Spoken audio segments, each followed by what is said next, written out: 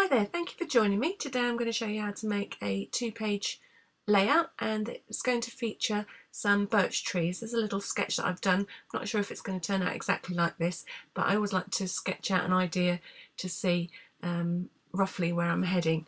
So I've got 2 sheets of black cardstock and 2 sheets of white, and I want to frame one inside the other, so I want my white to be on top of my black, and I don't like to waste all that card on the back, so I'm going to show you how to gut the card. It sounds very violent, but actually it's not as bad as it sounds, and I like to use my paper trimmer to do this.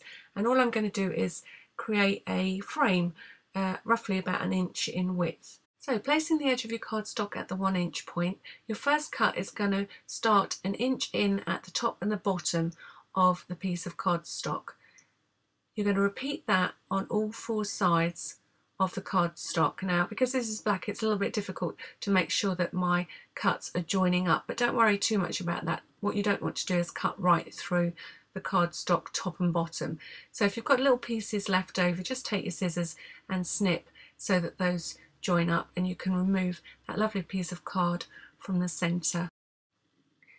Cut the 2 pieces of white cardstock so that they measure 11.5 inches square, and that will give you 1/4 inch black frame all the way around both pages. And you're going to attach them together with double-sided tape. Make sure that you run the double-sided tape right along the very outside edge on the reverse of the white cardstock. That way you won't get any sticky on the back inside the frame. So join both white 11.5 inch squares to their black frames. I'm making this layout because I want to join in with the fun over at the Simon Says Stamp and Show challenge, and this week's challenge is Into the Woods. I've printed out a couple of images, as you saw, of birch trees because I'm not quite sure how they look, and I want to draw some birch trees of my own to go onto my layout. I'm working on a piece of cardstock that is slightly longer than my 11.5 inches, an A4 piece of paper, and I'm going to draw the birch tree trunks. And looking at my picture for reference, I think that I want to create a series of tree trunks that are different widths, so some narrow ones, medium, and some slightly fatter. And I roughly want 3 or 4 trunks for each side of my layout. And really this is quite a simple thing to draw yourself. I'm using quite a thick Sharpie marker for the outside lines of my tree trunk, and I'm going to cut them out.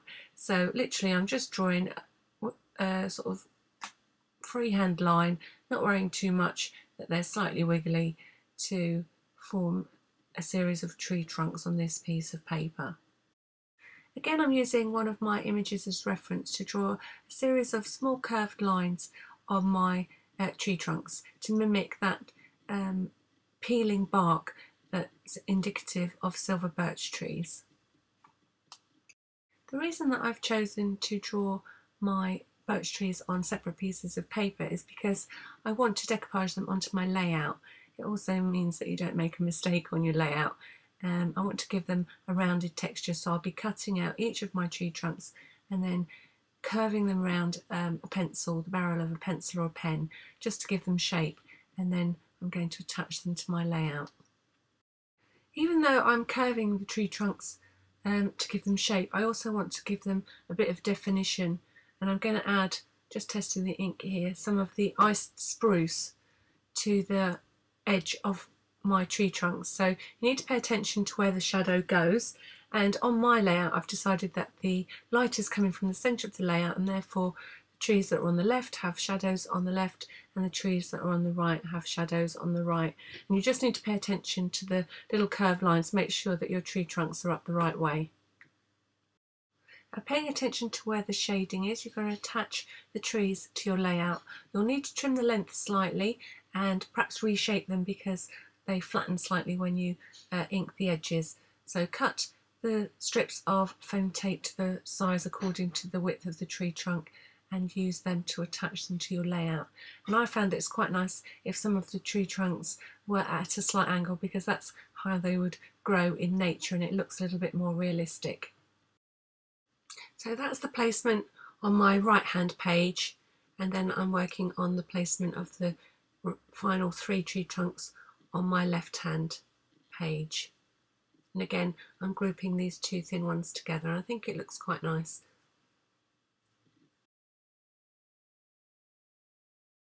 If you choose to do this layout, you may well have a completely different set of photographs, and you can work on laying them out how you see fit. But I am going to show you the measurements for the photographs that I've used, and you may be able to use those measurements and print out your photographs in the correct sizes to follow this layout exactly. So I've got 5 small photographs that measure 2¼ inches by 3 inches, and then I've got the main image. The large image is 5½ inches deep and 9¼ inches wide, and that ends up being cut into 2 portions. The right hand portion, which is the small piece, is 2¼ inches wide by 5½, and the remainder goes on the left hand page. All the photos are attached with double-sided tape, and you've got 3 small photos on the left hand page and 2 on the right, and then you're going to trim your large photo so that the left hand section measures 2¼ inches and the remainder is going to be a 7-inch piece that sits on the right hand page.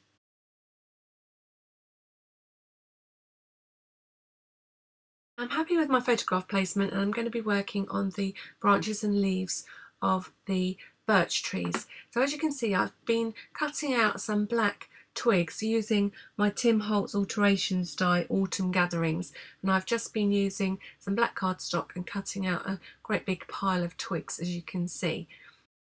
The nearest I could get to a birch tree leaf shape was this little small punch that I've got from Woodware, so I'm going to be using this one.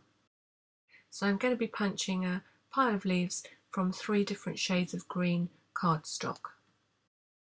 A few in this lighter shade of green, and then finally a couple in this darker shade of green.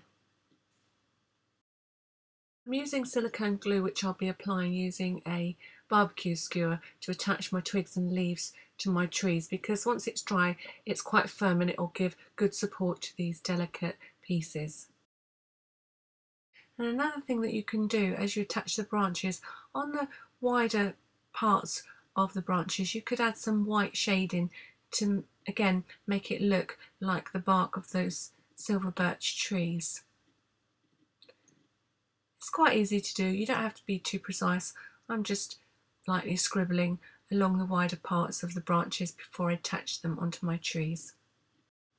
So this is the fun part, deciding where each of the branches are going to end up and attaching leaves as you go. So I'm just adding small pieces of the silicone glue, and I'm using this barbecue skewer to help save my fingers somewhat from getting too gloopy with bits of glue. And I'm gently curving the leaves and mixing the colours up as I attach them to their branches. And I'm not going too heavy, I'm keeping everything looking nice and light. Another thing that you can do, and you can see that I'm doing it here, is attach a couple of branches together to get a slightly longer branch coming over the top of my photographs. So that's the leaves finished on my left hand page and on my right hand page. I've chosen to cut my title using the Zoobaloo cartridge from my Cricut, and I've cut the E at 1½ inches and all the rest of the letters at 1¼ and I'm layering up a green layer on top of a black layer.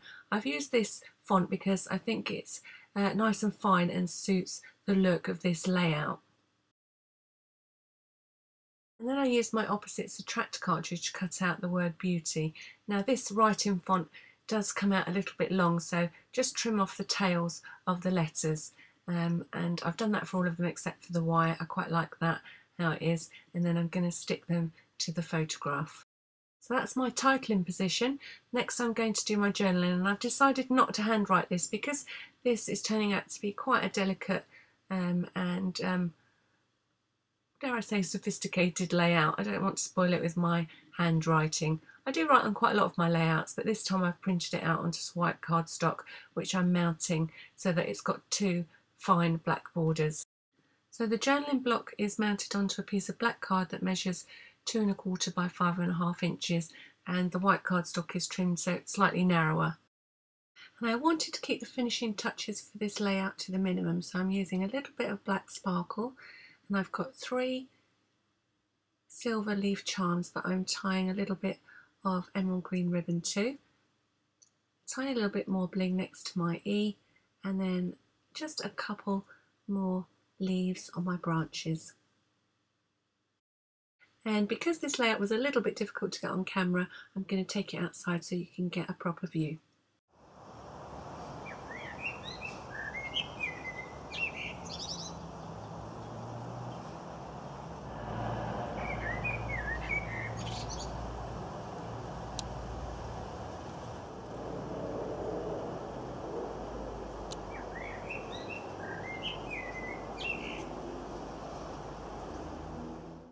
I resisted talking over that because the bird sounded lovely. So here in a better light are some of the details. A little bit of bling and a gorgeous charm. Close up of all that work cutting out leaves and branches. So I just want to say a big thank you to everyone over at the Simon Says Stamp and Show Challenge for their inspiration this week, Into the Woods. This is what I came up with, and I hope that you like it enough to give it a go yourself. Thank you for watching.